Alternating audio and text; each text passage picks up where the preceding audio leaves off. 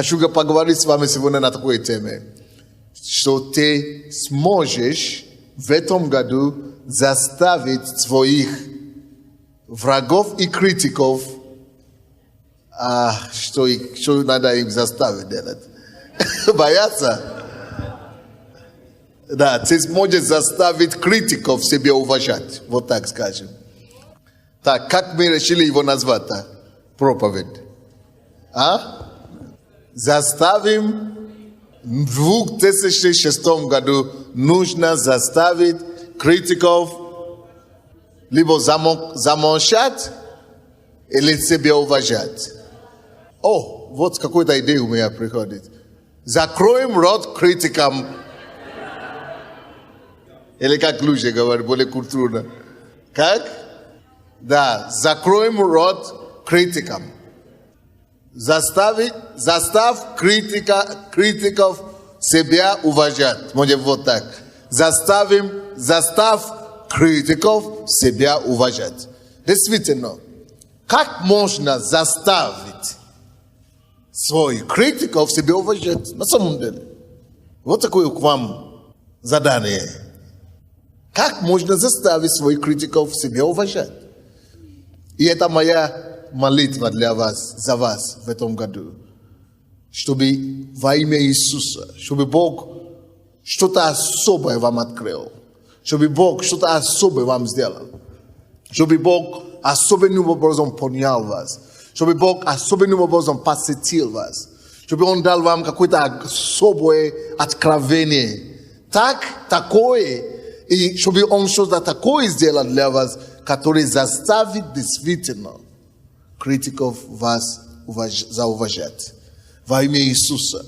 Вы знаете, у всех нас и на всех нас есть и идут всякие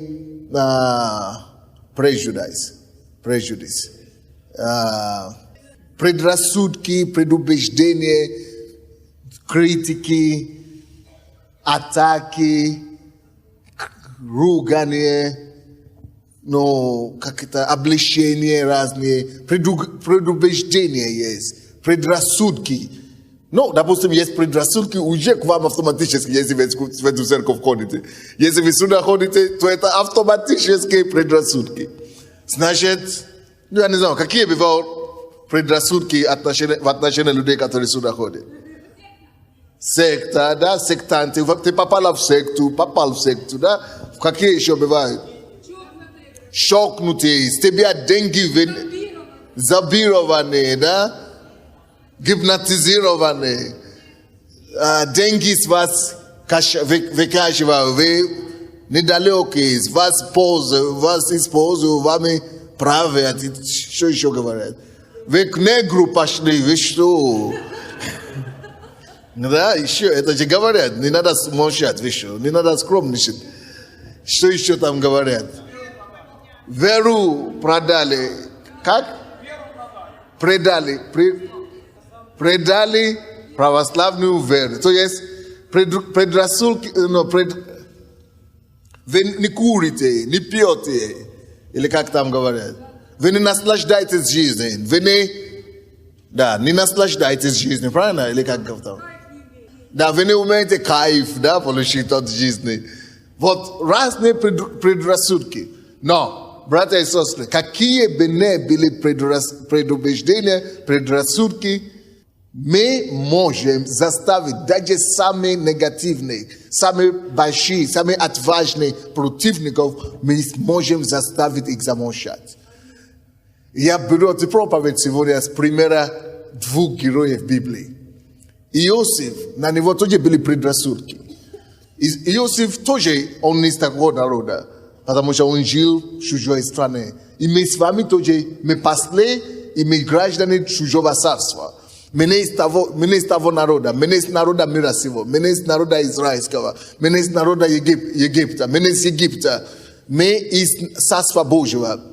Из-за этого, это как Иосиф, он как не свой. Он жил в Египте и сам еврей. А вы знаете, испокон веков на евреев всегда смотрели как-то неважно, да? И до сих пор на евреев смотрят неважно. Вот на него так и смотрели. Представляете, кто-то дергал его нос, кто-то на его рот смотрел, да? Кто-то что угодно на его говорили, потому что он еврей. То есть предрассудки было достаточно. Мало того, он святой был. Он не пил, не курил, он не гулял. И эта женщина хотела, чтобы он гулял с ней. И раз он отказался, все, это еще одни предрассудки. И ты не гуляешь, у тебя нет девушки, ты что?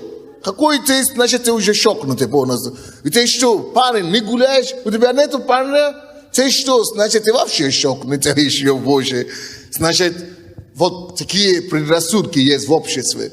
Если ты не куришь, не пьешь, ты что, не здоровый, больной, то есть ненормальный.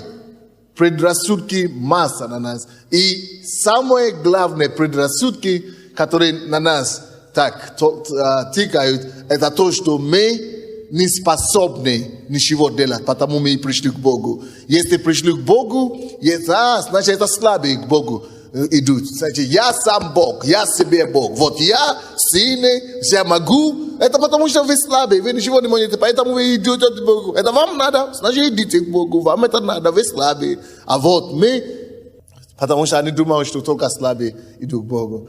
Но, друзья мои, это понятно, даже без аргумента, что на то и слабые, что мы не курим.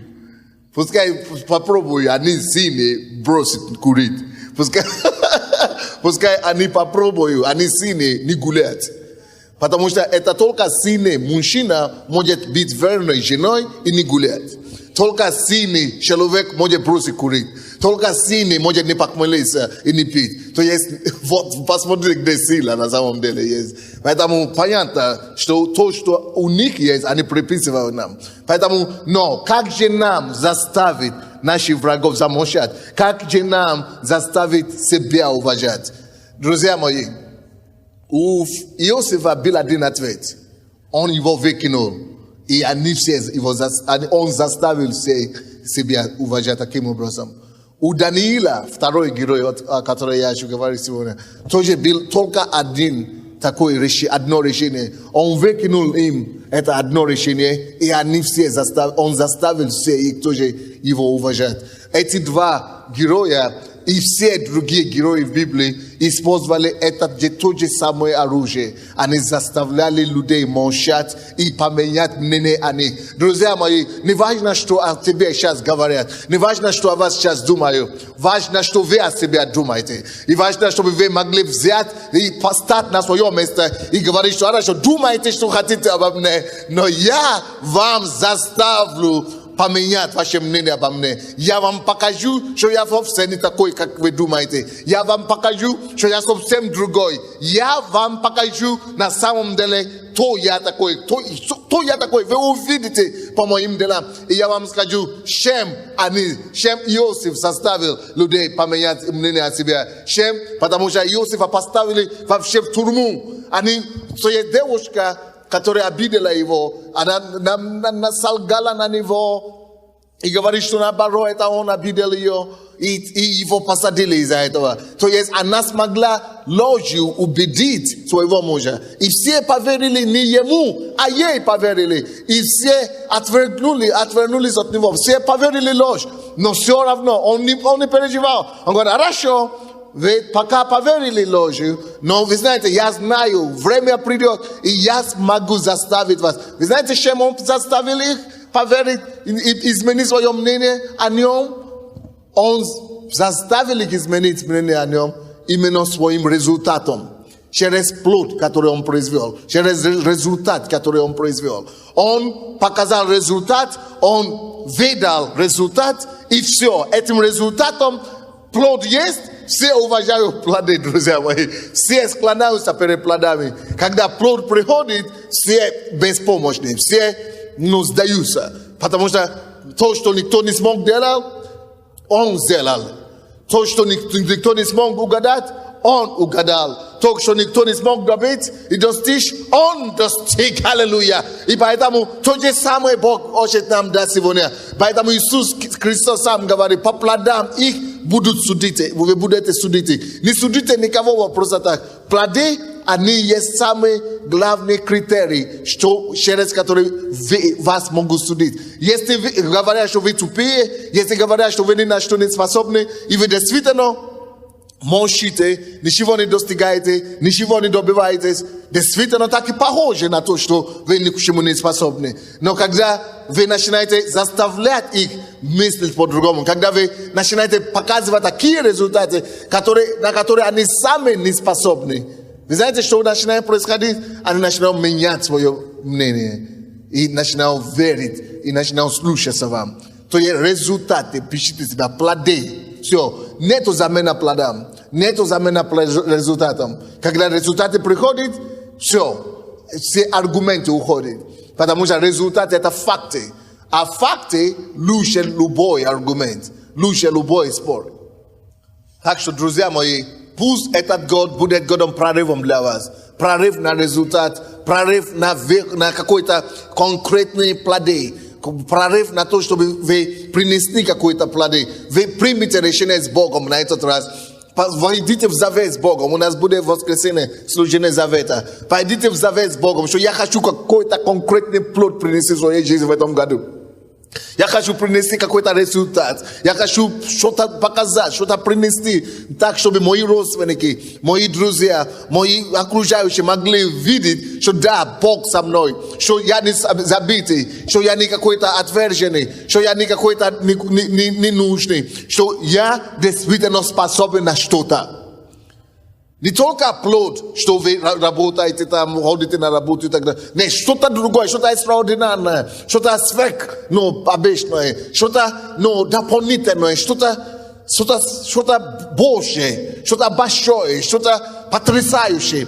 Слушайте, не только воинством и не силой можно это делать. Да, вы можете стараться, и ничего не будет. Вы уже до того и старались. Но на этот раз я говорю о том результате, который приходит от того, что вы с Богом сотрудничаете. Когда вы начинаете с Богом работать, когда вы начинаете с Богом быть в единое, и с Богом выходить на результат, и говорить: Господь, мы с тобой партнер, ты мой старший партнер, я с тобой партнер, дай мне идеи в этом году, дай мне выходы, дай мне какие-то эти самые. Я ищу, я знаю, что ты открываешь мои глаза, я должен иметь результат, который заставит все умолкнуть обо мне. Кто-нибудь слушает меня или нет? Поймите, друзья, успех, результат, плодовитность, плоды – это самый эффективный способ. Вообще, это единственный способ, как переубедить своих противников и критиков и заставить их замолчать о себе и даже зауважать. Допустим, я раньше думал, что можно переубедить противников своих или критиков, и заставить их себя уважать, если ты будешь жить справедливый образ жизни, или чистый образ жизни, или нравственный образ жизни. Да, нужно жить нравственный образ жизни, моральный образ жизни, примерный образ жизни, но они вовсе это не уважают. Если ты сейчас не куришь, вместо чтобы тебя уважали, тебя начинают наоборот принижать. Если ты наоборот сейчас не гуляешь, не спишь со всеми людьми, люди говорят, что ты какой, ты не спишь с людьми, ты короче, ты самый, чуть не дебильный. Но на самом деле, ты не самый крутой. Но они это не уважают. Поэтому, слушайте, чтобы это начали уважать, чтобы начали уважать наш образ жизни, и чтобы они начали уважать то, что мы делаем, то, что это мы действительно там так истинно живем, надо еще говорить им на их языке, друзья мои. Надо еще говорить им на универсальном языке. Это то, что даже сам Иисус говорил. Надо, чтобы они увидели плоды наши. И чтобы они увидели такой плод, который никто другой не увидит.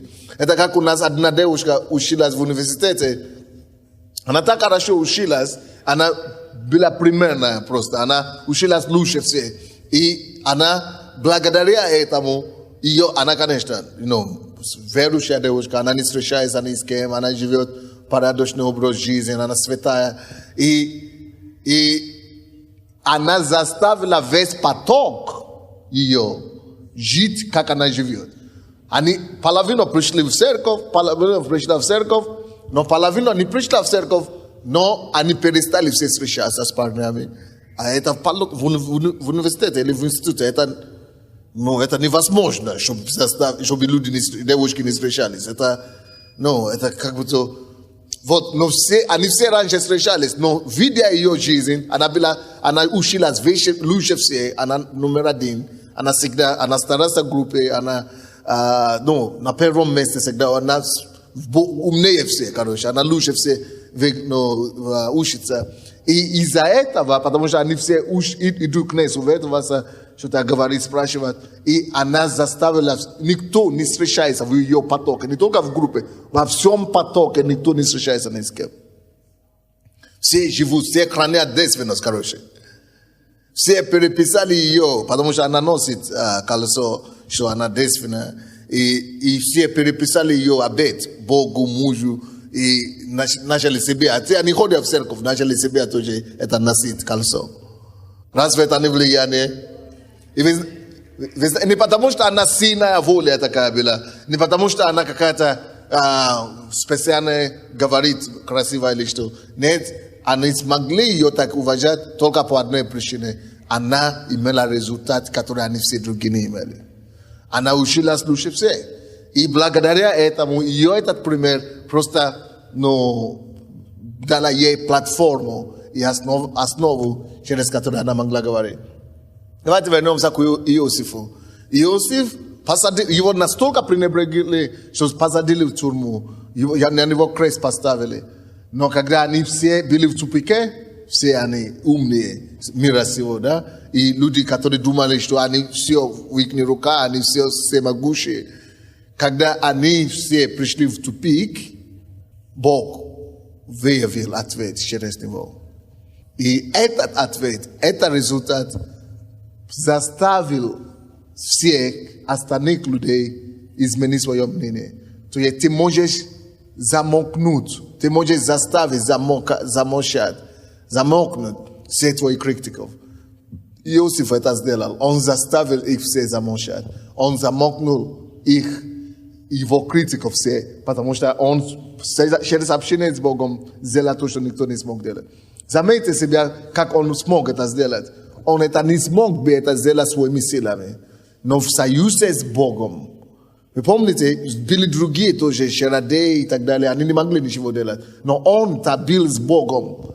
И ты с Богом лучше, чем весь мир. Один человек с Богом превосходит всего мира. Один человек с Богом лучше целое государство. Но весь мир без Бога тоже проигрыш. Он с Богом был в союзе. Он с Богом был в единстве. Написано, что и был с ним Бог, даже в тюрьме. Он был с Богом, Бог был с ним, и Бог это показал. Братья и сестры, если Бог с нами, давайте деплоть того, что Он с нами. Если Бог с нами, деплоть. Гидеон также говорил, если Бог с нами, почему мы в рабстве? Если Бог с вами, давайте поговорите с Богом. Пусть покажется, пускай это будет видно, где-то, что Бог с вами. И Бог на самом деле с нами. Это может быть не так быстро, как мы думаем, что будет результат. Но если вы будете верны Богу, продолжать искать Его лицо, вы увидите, Он покажет вам, что Он действительно с вами. Я приехал в Советский Союз, был в университете, вы знаете мою историю. Тогда было мне первые 4 года, представьте себе, каялись африканцы, азиаты, иностранцы каялись. Но русские, я не мог ни одного русского человека привести к Богу. В университете все думали, все мне говорили, это ты за Бога говоришь. Они говорят, ладно. То есть боялись. Не то, что это им не интересовалось, или они не могли бы принять Иисуса, но боялись, что кто-то услышит, или я не знаю. Короче, дух, это коммунизм. Даже им не давало, даже им выслушать меня. Они только за Бога, ладно. Они со мной дружат, мы обо всем говорим в университете. Как только за Бога, извините, сейчас мама позовет, папа позовет. И меня видят на улице, вообще, все. Не дай Бог, кто-то увидит русского человека, говорящего с иностранцем на улице. Все, доложит. И все жили в страхе. Поэтому я не мог ни одного человека привести к Богу. И мой университет, мой профессор, они организовали такой наезд на меня. Я был лучшим студентом. И мой профессор говорит, это позор для меня, что мой лучший студент верит в Бога. Это позор, целый позор, что лучший студент верит в Бога. Пускай будет последний студент верит в Бога, но не лучший же, не самый же. Они мне так говорят в лицо. Она бьет, потому что они же говорят свое, а я смеюсь. Вы же знаете иногда, как я могу смеяться, когда они свое говорят, а я смеюсь. Они хотят меня вывести вроде бы, да? А я себя смею напротив, вообще, как бы не сходится. Что как-то смеется не по теме, как бы. А я смеюсь специально, как не по теме, потому что, чтобы доказать, что вы меня вообще, наоборот. Короче, и она бьет на это самое, нас против стола, и говорит, это позор и так далее. И когда я смеюсь, все равно, она говорит, просто взяла вещи, но ушла с аудитории, и дверь, бакс. И все студенты на меня, ты вывел ученик, у профессора из это самое, из себя, и равновесие, как это из-за тебя все на меня, арабы, иностранцы, африканцы, ты единственный, это самое, ой. А потом на следующей неделе пригласили двух профессоров, декана факультета физики и математики. И другой профессор, заведующий отдел математики и физики. И учат, читают лекции, чтобы доказать мне по физике и математике, почему все-таки нет Бога. Представьте, да? То есть все. Но хотя у меня был плод такой, что я лучший студент, все профессора говорят, ты какой-то незаурядный. Но они не говорят из-за Бога. Они говорят, нет, ты просто рожденный такой. Они не знают, что я рожденный в школе, как раз до покаяния. Если я попадал в десятку лучших студентов в классе, класс из 30 студентов, если я попадал в десятку из 30, я был счастлив. Я никогда не... Самый мой лучший результат был в 4 классе, когда я второе место занял. А потом никогда уже не посчастливилось туда подняться на второе место. Только самое лучшее после этого было 6 или что-то такое, и все. А то самое лучшее 10. То есть в школе, в селе вообще. Потому что я никогда не считал 0. Я не говорю, что я так родился. Потому что они говорят, что ты какой-то незаурядный, какой-то рожденный философ, рожденный журналист. Я им пытаюсь говорить, что нет, это Бог. Они говорят, нет, за Бог, нет, за Бога не надо. Мы сейчас говорим по предметам, говорим. То есть себя унижали, как хотели. Но результат не могла позволить им меня со мной расправиться, как с остальными. Вы же знаете, что в университете так нельзя спорить о Боге вообще говорить. Тогда выгоняли все из университетов, исключали вообще. Никто не выживал до конца. Если ты будешь за Бога так говорить смело, в то время, это было, иностранцев просто выселяли обратно домой. Но меня не смогли выселять обратно, потому что я был лучшим студентом. То есть плод, оно заставляет людей, оно связывает людям руки. Но мало того, теперь они гордятся мной, эти все университеты все. И профессора эти каялись уже потом. То есть плод, никто не может с плодом спорить. Никто не может с плодом спорить. Поэтому, братья и сестры, где бы вы ни были, даже в Украине, вы же знаете мою историю, в Украине здесь. Черный, негр, какой там, Sunday. Я слышал даже новый рассказ, сегодня я только слышал, о том, что оказывается, что когда люди каются, мы ложим наркотики, сунем наркотики в кармане, оказывается. А потом мы делаем рекламу, что мы освобождаем наркоманов. Потому что люди каются, приходят первый раз, оказывается, что это мы их сажаем на это самое уголка, потом освобождаем. Что Sunday, это же его, он первый наркоделзе в городе. Ужас.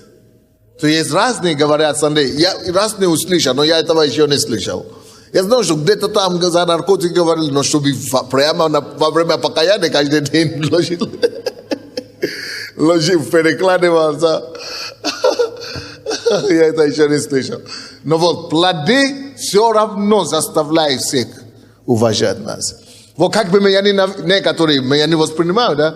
Но потихоньку можно почувствовать в городе, что меняется атмосфера, что многие хотя бы уважают. Может быть, не воспринимают, не хотят сюда идти, но где-то вас уважают. Многие вообще говорят, но если он смог такое сделать, здесь, значит, что-то там есть. В основном теперь так и есть. Если раньше было 70% негатив, то теперь уже меньше. Я бы сказал, что уже только 30%, по-моему, ну, может, 50% негатив. В Украине, по крайней мере. Почему? Плод. Они же ждали 1 год, что развалится сейчас, все, мы его поймаем. Не получилось. 2 год, вот сейчас развалится, мы его поймаем. Не получилось, что-то не поймается. И теперь уважение пошло.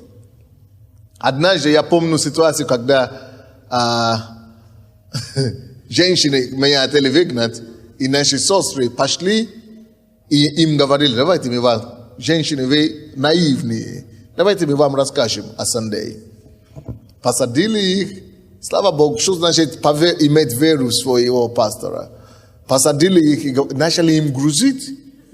Какой только грехи я не совершаю, только нет, наверное, на свете. И говорили, вот мы сейчас собираем все эти данные, вот все папки. Показали все папки, говорю, вот все папки документальные, видео есть, все, фильм, съемки, все есть. И мы вам хотим сказать одно. Вам побыстрее бы от него откреститься, потому что потом вам будет стыдно, что вы когда-то ходили с ним. Или вам будет стыдно, что вы когда-то стали за него, говорили за него. Вам будет стыдно. Они таких, психологически так. Что вам будет стыдно, у вас будет позор, что вы стояли за этого человека. И они ко мне пришли и рассказывали так. А я им говорю, слушай, ерунда все. Пускай что угодно придумывал, пускай какие угодно бумаги покажут. Я говорю, вот, подойдите к ним завтра же и скажите, побыстрее опубликуйте все. Или скажите, покажите все. Что? Если вы докажете от один факт, от одна из этих всех вещей, то ну, просто не докажете, невозможно такого. И эти люди потом, которые сказали, что вам будет стыдно, вы позорите, что вы ходили с ним, сами покаялись потом. Жив Бог. То есть психологически они хотят ломать, чтобы люди поверили. И знаете, сколько таких людей уже, которые поверили? Результаты. Потому что когда их дети начинают садиться на наркотики, когда их муж загуляет, когда их мужья загуляют, когда их жены болеют, вы знаете, кому идут? Только к нам. Давайте заставим наших врагов и наших критиков замолчать о нас. Знаете, что делает плод и успех? Плод или успех, она делает предрассудки несостоятельными. Она разоружает предрассудки. Потому что такое предрассудки или предубеждения? Это всего лишь какие-то понимания, какие-то выдумания, вещи, обвинения, которые не имеют никаких фактических, как это сказать, оснований под себе. И поэтому, когда плод приходит, когда результат мы доказываем, когда мы показываем результат, вот это факт. Вот это, а против факта не попрешь. Никто не может идти против фактов. И факт, и плоды, они это именно делают против ваших врагов. Поэтому, братья и сестры, в этом году войдите в союз с Богом. Войдите в договор с Богом. И скажите ему, яви свою славу через меня. Yavu какую-то явную славу меня, через меня, в моей жизни.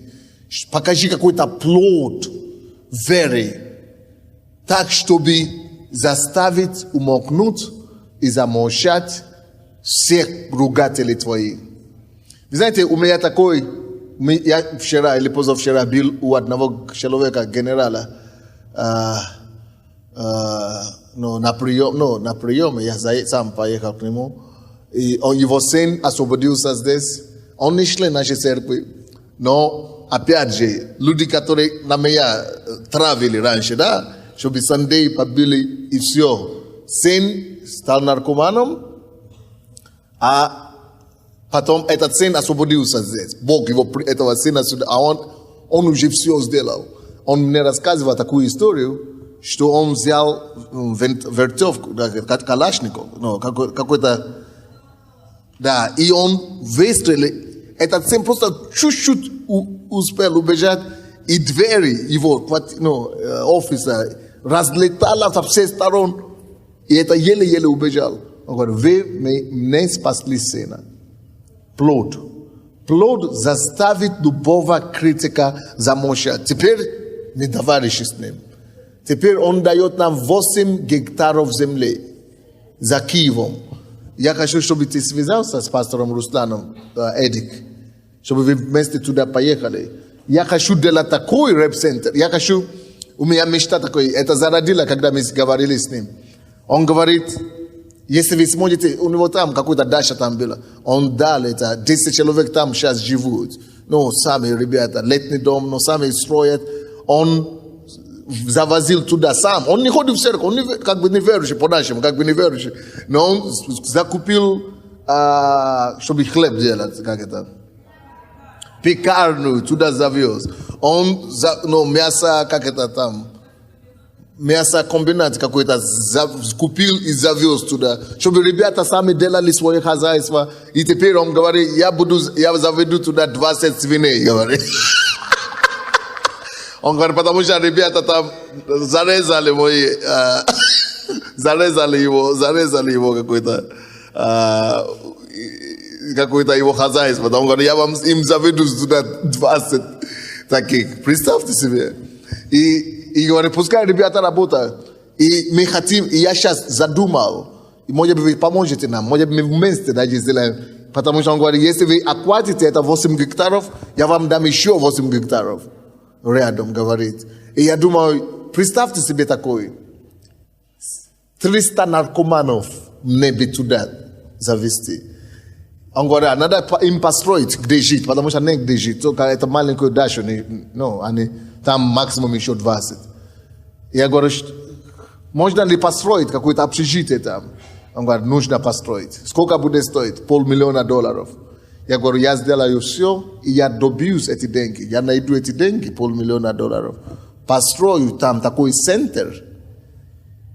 Представьте себе, здоровье мужиков, или молодежь, которые сейчас гибнут. Сколько у нас получается по статистике, наркоманы гибнут каждый год или каждый месяц? Короче, много. Очень плохо. И много пропадает. Я говорю, я найду эти деньги. Мы построим такой центр. Землю сейчас уже нам дали. Представьте себе, вы придете, свой мир, молодежь, все, здоровые, все живут. Представьте, какое-то и свое хозяйство, свиней, штук 200, там, 2000, да, куры, да, что хочешь, да? Это я просто уже, у меня кайф уже от этого идет. То есть, я уже... Пускай кто-то потом скажет, что Sunday наркотики продает после этого. Потому что мы им покажем конкретный результат. Сейчас есть, но некуда им возить. Потому что мы возим их сюда, они не видят конкретно. Люди сидят уже нормально, они не верят, что это люди наркоманы. Но вот, когда будет центр такой, скажи, не знаю, но Но такие вещи меня вдохновляют, я не знаю, Вы знаете, один мой пастор, миссионер, который мы послали в Россию, он уже это сделал. Вы не поверите это сейчас, то, что я сейчас скажу. Но в России, там же не пашатый край, там же земля одна шестая планеты. Короче, и там все это дело дешево земля. Один мой миссионер, который здесь сидел у меня в церкви, просто сидел, уходил, как вы тоже. Но мы его послали миссионером в Россию, начал церковь, за 1 год он построил свое здание. То есть такой, там возможности, потому что он город Тольятти был. И в этом городе, оказывается, 10% бюджета России. И там какие-то машины, там, Жигули или ВАЗ или что-то там, да.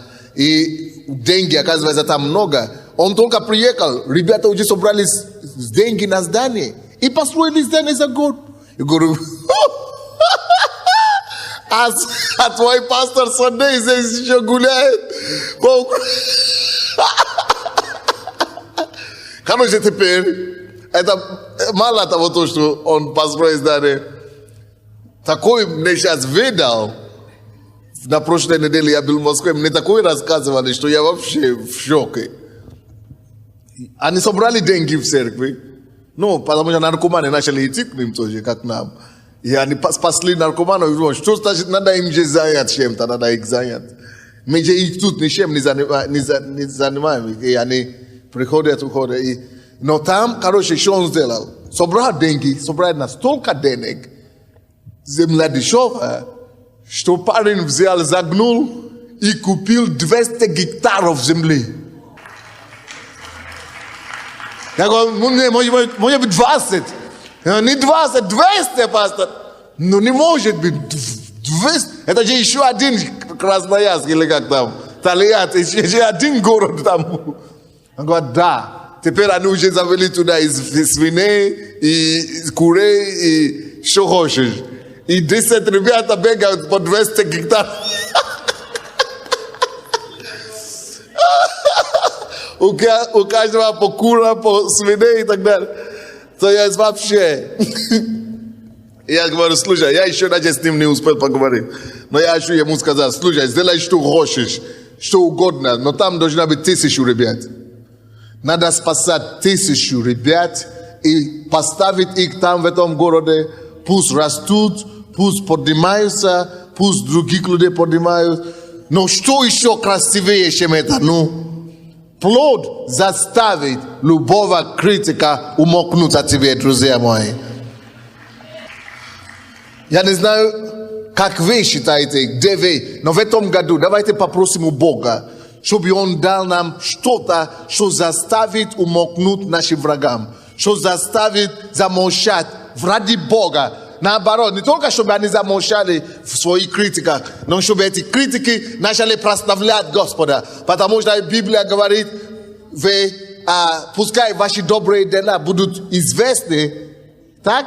Или как там, были явны, чтобы люди увидели ваши добрые дела и чтобы они прославили Отца вашего Небесного. Друзья мои, наша задача, друзья, это заставить весь мир прославить нашего Отца Небесного. Заставить их прославить Бога через наши плоды. Не надо много говорить. Написано, они увидят ваши добрые дела. Пускай они увидят дела. Вот плоды, вот результат. Когда они увидят дела, тогда они прославят Отца Небесного. От слова никто ничего не прославляет. Слова уже надоело людям слушать слова. Слова уже убегают от нас, потому что они уже не хотят слушать наши проповеди. Но когда они увидят дела наши, тогда они будут вынуждены прославить нашего Отца Небесного. Кто-нибудь слушает меня? Вот как можно заставить неверующих войти в группу прославления. Мы можем заставить весь город танцевать для Бога. Мы можем заставить всю страну прославление играть, когда они увидят дела, которые мы делаем. Это во всех сферах жизни. Это в политике, это в бизнесе, это в духовной жизни. Давайте будем делать настолько много добрых дел, что нас будут искать, друзья мои. Я вчера или позавчера мы с женой,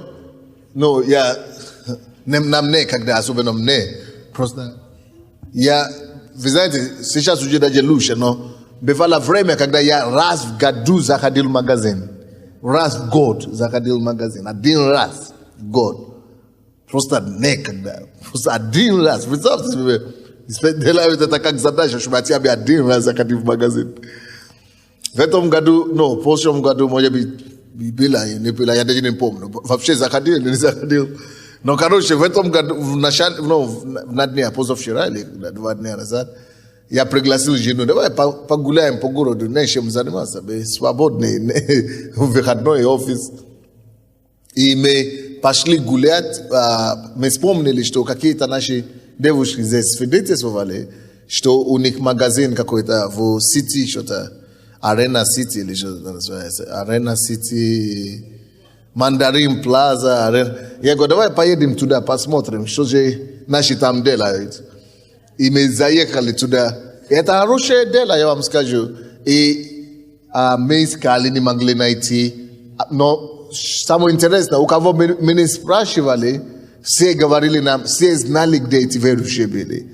Мы говорили, где Queen Style. Мы так запомнили свидетельство, что девушки рассказывали, что у них Queen Style или королевский стиль, у них такой, не знаю, как называется, студио или как называется, магазин, как? Да, магазин или бутик, по-моему, у них. Да, бутик и Queen Style, королевский стиль.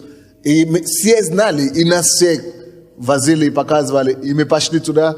Я вообще был удивлен, потому что очень хороший такой, это не просто магазин, это шоп, это действительно, представительный такой. И мы заходили туда, и я просто рад, потому что они так вас приветствуют, так принимают стихами вообще, стихотворениями, такие слова интересные. И сразу видно, что эти люди, Бог с ними. То есть любой, неверующий и так далее, это не слова Бога и так далее. Просто слова, которые заставляют, как стихотворение такое. Они написали. И, потрясающие. И я говорю, слушай, никто туда не пойдет и скажет, что это сектанты.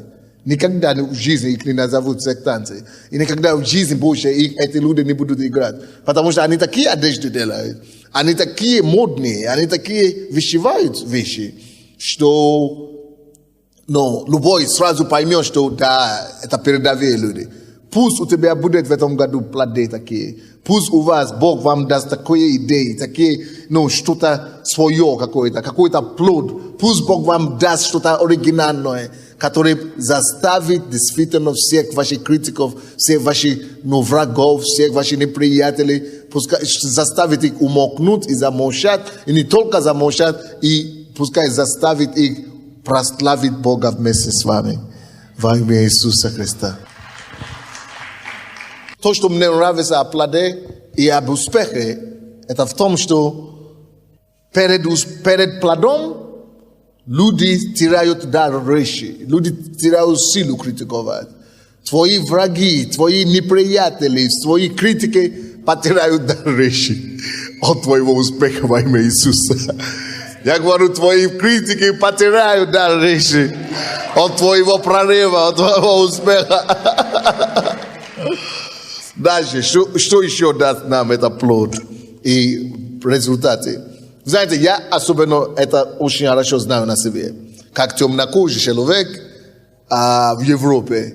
Может быть, вы это не замечаете. Допустим, мы ездим с пастором Сергеем Швидловским, и иногда с Михайликом, он тоже видел.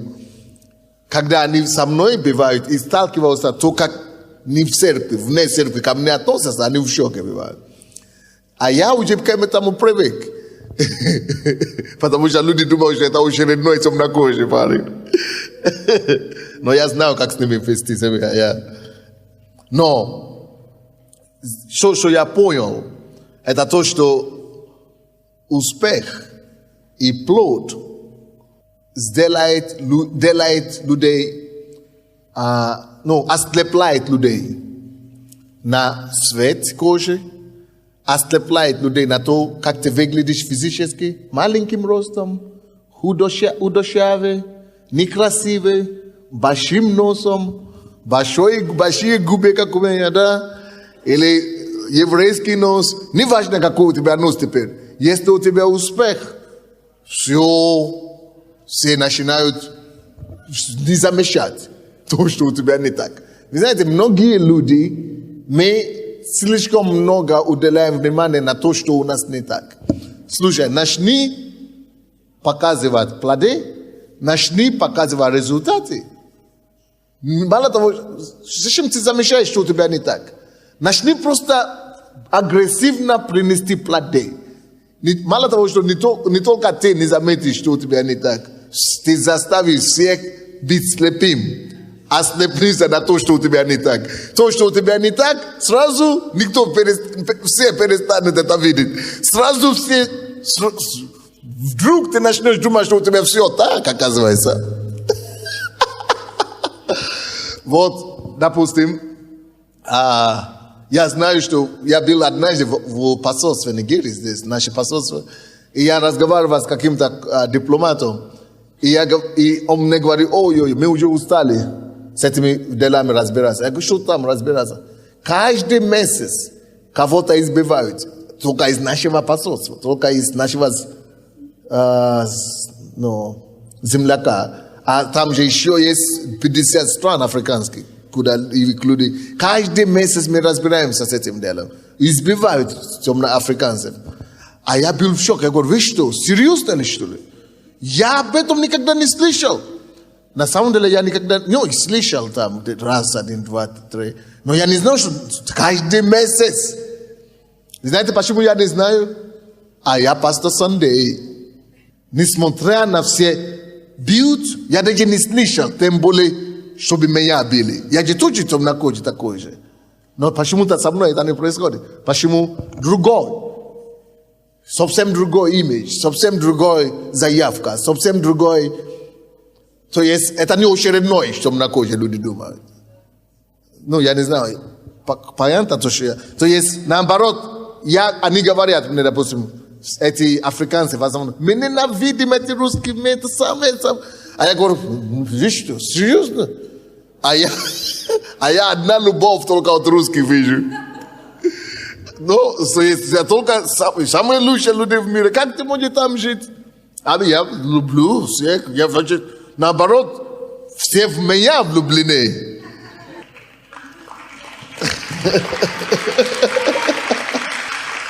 Как это может быть?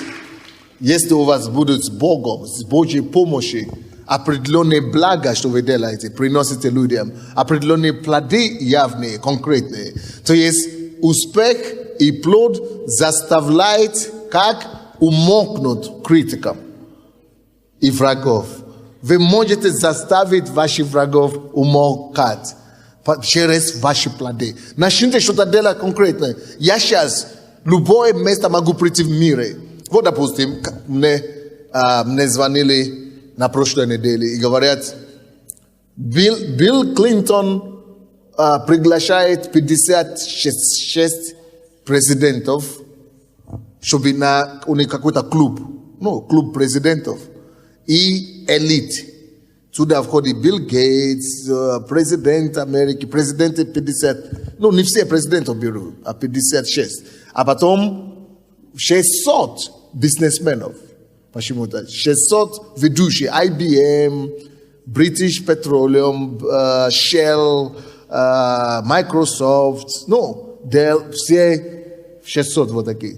И они хотели пригласить туда 2 или 3 проповедников или людей веры. И мне звонят, говорят, что пастор Сандей вас приглашал войти в этот клуб. Чему я говорю? Уже не имеет значения, темный, черный, или это самое. Когда у вас есть результаты, когда у вас есть успех, это заявка. Все. Не важно, какой кривой нос, большой нос. Забудь о том, что у тебя не так. Маленький рост, какой-то худощавый фигура, не такая. Это твоя проблема. Забудь о том, будь успешным. И твоя фигура станет самой популярной. Будь успешным. И твоя фигура станет... Все начнут копировать твою фигуру, короче. Будь успешным, и все захотят быть толстым, как ты. Будь успешным, и все захотят быть худой, как ты. будь успешным, и все захотят быть высокие, как ты. Будь успешным, и люди захотят быть низкие, как ты. Так что ты нормальный. И не думайте сначала, что вы должны себя поправить, себя подогнать, себя согнуть. Не надо ничего согнуть. Вы в порядке. Это только потому, что вы ничего не выносите вперед. Поэтому-то вы думаете, что, ну, может быть, это со мной что-то не то. Может быть, если я это сделал, меньше сюда, если я это отрежу, если я это отрежу, если я... Не надо ничего отрезать, ничего. Просто начни с Богом приносить плоды. Начни с Богом приносить плоды, и все. И тебя начнут все просто лепнуть к тебе, и все. Вы понимаете, да? Конечно, здоровье надо хранить и так далее. Но, в принципе, то есть сам факт заключается в том, что вас будут чествовать. Вас будут праздновать, если люди увидят у вас результаты. Вот посмотрите, кто-нибудь видел вживую когда-нибудь нашу Юлию Тимошенко? Кто-нибудь близко ее видел? Никто не видел? Видел близко, да? Вот она примерно так смотрится, выглядит как вот эта Марина. Иди сюда, Марина, быстренько. Только сними это, если можно. Вот, пускай Марина подойдет сюда. Марине сколько лет? 16? Помогите ей сюда. Вот 16 лет Марине. Вот, а ты выглядишь точно один в один, только ты чуть-чуть еще плотнее, чем Юлия Тимошенко. Серьезно. Она вот твоего роста, а ты уже выше, ее сейчас чуть-чуть я вижу, и ты еще будешь выше, потому что ты еще растешь, но она уже все предел. Да? Еще меньше, вот такая, очень маленькая, малюсенькая, как будто вот сейчас ломается. И все равно, видите, как она мужиков загоняет здесь. От нее все дрожат. Неважно, ты большая, или ты маленькая, или ты угрозная, или ты высокая, или ты мускулистая. Просто будь самим собой. Это достаточно. Одержи победу изнутри, принести плоды. Все. Посмотрите на нашего президента. После отравления, отравления, он стал вообще никакой, да? Физически. Но он человек внутри. И благодаря этому, то не важно, как ты выглядишь. Вы знаете, его целуют все президенты. Помогите ей. Его, с этими его шрамами и так далее, целуются с ним. Вынуждены целоваться с ним. Почему? Личность имеет плоды. Слушайте, все твои минусы становятся, они как бы исчезают. Как будто они незаметными становятся, если у тебя будут результаты. Вот говорят, что самый богатый человек в Украине это Ахметов, да? Кто-то говорит, что он бандит, кто-то говорит, что на него дела идут там, кто-то говорит, что он это самый. Может быть, так и есть. Но раз он самый богатый, и он маленький тоже, маленький такой. Но все смирно, стоят смирно все. Он еще и речи, да? Но я не заметил. Оказывается, кто-то из... Но никто теперь, если кто-то говорит, как его, Ринат Ахметов сейчас, никто не скажет, какой-то маленький речи бандит. Теперь все хотят его деньги. И деньги появляются, и все. То есть успех, плод, Бог сказал, Иисус сказал, по плодам их узнайте. Это критерий, высший эшелон. Если у вас плод есть, если у вас критерий плода есть, вы заставьте умолкнуть и даже спеть Богу все неприятели. То есть люди ослепляются, становятся, не обращают внимания ни на пол, когда у вас есть плод, результат. До этого, как его зовут, как это, Маргарет Тэтчер, да? Люди говорили, что женщины не могут стать премьер-министром, президентом и так далее. Ерунда все. Станут, если с Богом. Кто это в Германии? Говорят, в Германии никогда не будет женщины. Женщины никогда не будет в Германии. Скажите мне, пожалуйста, кто сейчас канцлер Германии? Женщина. Не важно, ты мужчина, женщина. Женщина не пропустит, кто тебе сказал.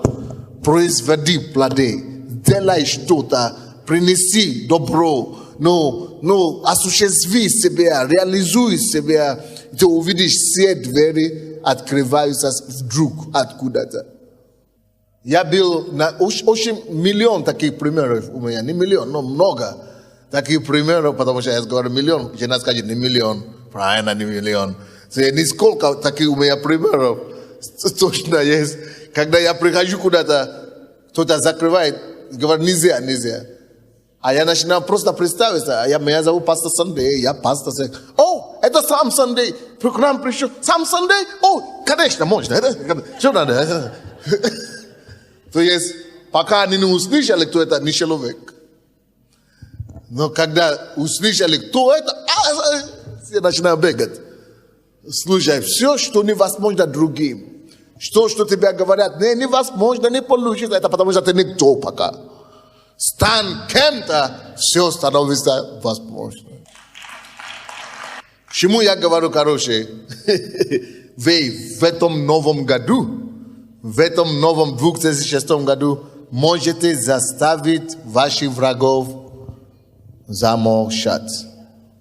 Теперь пишите быстро, я закончу уже все время. Пишите некоторые тезисы. Первое. Не ждите, пока все условия будут хорошие, прежде чем принести плоды. Не ждите, что вот я не мешаю, я не могу принести плоды, я не могу быть успешным, потому что вот и то еще не то, я еще не женат, я еще не вышла замуж, я еще не заработала, я еще не лидер, я еще не пастор. Детский сад какой-то. Ты полный, как ты есть. Полнота Божья у вас, как вы есть. Достатка Божья есть у вас. Иисус живет там у вас. Он не говорит, что не пойду жить тебе, пока ты не выйдешь замуж. Или я не приду к тебе жить. Нет. Сам Бог тебя живет. Он не говорит, что ты в чем-то недостаточен. Ты нормальный, ты полный, ты полнота. Он говорит, что полнота всего в нем. Я имею полноту всего в нем. Вы имеете полноту всего в нем. Не ждите, пока что-то будет в порядке. Как бы с чего тебе вы не были в жизни, поймите, друзья мои, никогда не будет, вы никогда не достигнете такой момент, что все будет в порядке, что все будет как надо, что все условия подойдут. Никогда в жизни не будет так, что все как прямо будет нормально, как надо. Поэтому двигайтесь сейчас, поверьте Богу сейчас, и Он пойдет перед вами. Второй тезис. Не ждите, что вы будете приносить плод, когда вы будете чего-то иметь большего. Когда у меня будет больше денег, когда у меня будет больше ресурсов, когда у меня будет больше возможностей или больше чего-то. Не думайте, не позвольте того, что вы имеете, определить или вашу судьбу. Потому что вы мало чего-то имеете, мало денег, мало связи, мало известности, мало... Это не должно определить, куда вы идете. Важно не то, что вы имеете, а куда вы идете. Важно не то, что у вас сейчас есть, а что у вас будет. Понимаете меня или нет? Вы находитесь там, где вы находитесь, не потому что у вас чего-то не хватало, не потому что у вас чего-то не было, а потому что вы чего-то не поняли, вы не стремились, вы не достигались, вы не заблустили эти условия успеху.